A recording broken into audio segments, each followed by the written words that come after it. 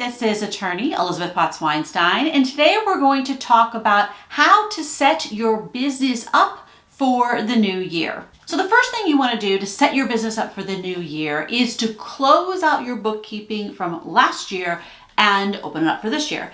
What that really means is you need to have all your income, have all your expenses, put in some sort of bookkeeping system. If you have been doing one the whole time, you already have that. If not, then you need to make that up now.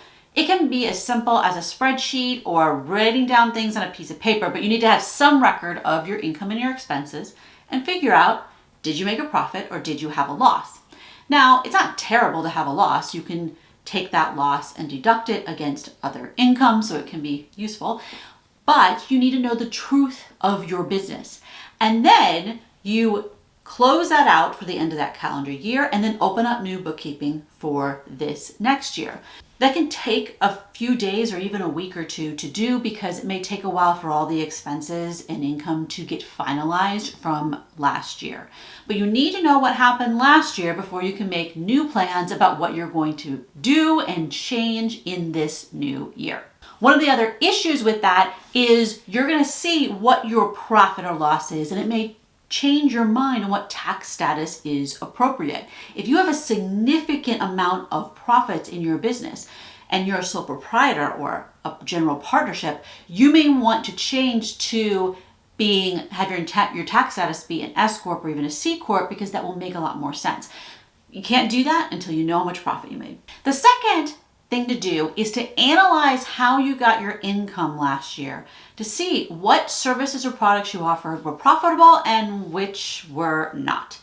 Most likely, if you offered multiple services, if you had multiple products, you're going to have some that were incredibly profitable. The amount of not just the cost of the bit of what you delivered, but also the amount of time and energy took in marketing it, in you actually doing the work, all that stuff will be much less for some of your services and products, so they'll be much more profitable from a financial perspective and a time perspective versus some other aspects of your business where you might have lost money on those. Now, it can make sense to lose money on certain services or products if they are, typically they call it a loss leader. The idea is you have this service or product that's either free or you don't make money on it, but it brings in a bunch of other sales. It brings in referrals, whatever it is. That can make sense, but it needs to be a strategic decision and not just that you're wasting all this time and energy and money on services and products that you don't enjoy offering, don't make any sense strategically, and you don't make money at.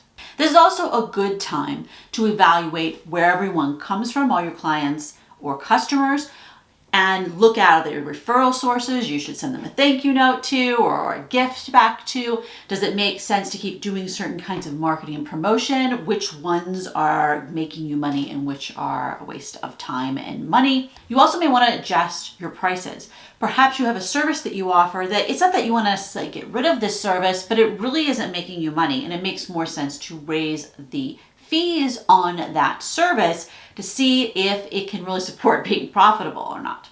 The third thing to look at are your expenses from last year. So looking at your fixed expenses, your reoccurring costs, are you actually using those services that you signed up for? Does it make sense to keep paying for them? Do you have services that you pay for on a monthly basis where it makes much more sense to pay for them on an annual basis because you've been using them for years, so you definitely are going to keep using them going forward and you can save money that way. The fourth thing to look at is your insurance. So you probably, hopefully, have some kind of insurance for your business. It could be business liability insurance. It could be malpractice insurance if you're a licensed professional. It could be business insurance that covers your business property, workers' comp, all kinds of different insurance depending upon your situation. Look at that insurance and make sure it's right for the right kind of business you are. Is it made out to you as a sole proprietor, but you actually formed an LLC last year and you need to switch everything over?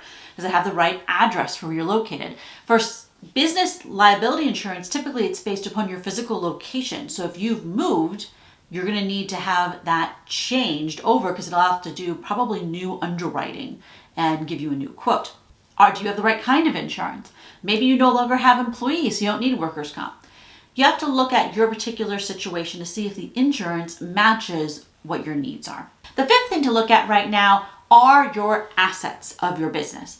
You want to look at your trademarks and copyrights and patents and like all these intellectual property assets and make sure that they're owned by who they're supposed to be owned. Did you file for your trademark as a sole proprietor, but now you're an LLC? If so, you're going to need to transfer that over to the LLC. Also looking at your other just accounts, your website, your social media, your domain names. Do you still want all those domain names, that huge giant list, or can you let some of them go? Are they in the right name of the business, the right account names on those things? The sixth thing you want to look at are your liabilities and debts. So do you have credit cards? Do you have loans? What are the interest rates on those things? And does it make sense to have them in the same way? Maybe you have a loan that is a very high interest rate and you actually have the cash to pay off a chunk of it. Looking at the different debts you have, maybe you need to change the order in which you're paying them. Do you have a credit card in your personal name that is actually business debt and you want to change it over to being the business's actual debt and having a credit card or a loan in the business's name? There's not a right answer for any of those strategic decisions about how you carry debt in your business, but it's a good time to review that at least once a year, if not more often, to make sure that you're holding your debt in the way that is the most advantageous for your business. Again, this is attorney Elizabeth Potts Weinstein. If you have any questions about what you should be looking at the turn of the year, feel free to ask them in the comments below and I'll try to point you in the right direction. Thumbs up if you found this video helpful. Subscribe if you like more free tips for small business owners and entrepreneurs. And hit the join button if you'd like to learn how you can support this channel and get even more benefits as a member. Thanks a lot for watching. Bye-bye.